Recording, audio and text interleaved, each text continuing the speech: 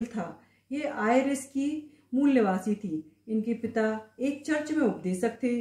भारत में 1896 में आई और 25 मार्च 1898 में इन्होंने ब्रह्मचर्य व्रत को अंगीकार किया।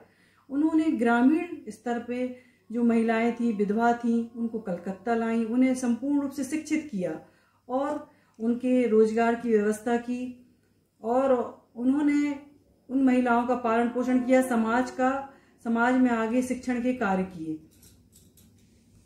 और जैसे जैसे वो भारत में रहने लगी वैसे वैसे उन्होंने बहुत सारे ऐसे काम किए जो एकदम मतलब महिला होते हुए भी बहुत बड़ी महत्वपूर्ण वो रखते थे, क्योंकि हमारे जो भारत में जब वो आई थी उस समय महिलाओं का इतना ज्यादा वर्चस्व नहीं था।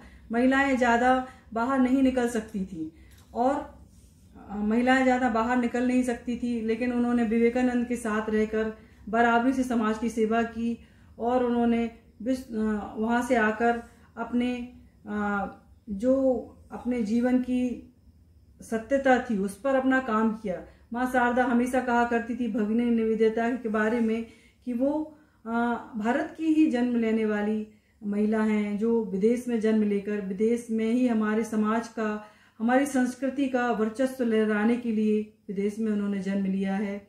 और उनके भगिनी निवेदिता के रग रग में समाज सेवा की बड़ी ही महत्वाकांक्षा थी।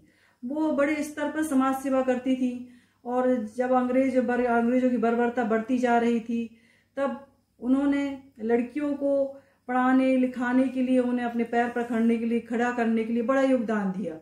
और गंगा के किनारे दूर मठ पर उन्होंने अपना एक आश्रम बनाया और वहां पर उन्होंने कई सारे काम किए। कलकत्ता में लड़कियों के लिए स्कूल खोला और छोटी लड़कियां जो पढ़ने लिखने का काम करने के लिए उनको किया, चित्रकारी सिखाई उनको। और भगिनी निवेदिता ने स्वतंत्रता आंदोलन में भी बड़ा योगदान दिया।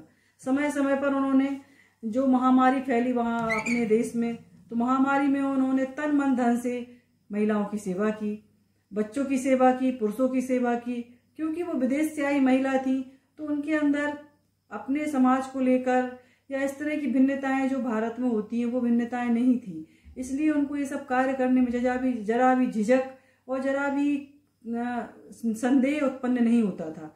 वो बराबर ही सब काम करती थी और उन्होंने कलकत्ता में फैली महामारी के समय बहुत बड़ा योगदान दिया। और धन्यवाद।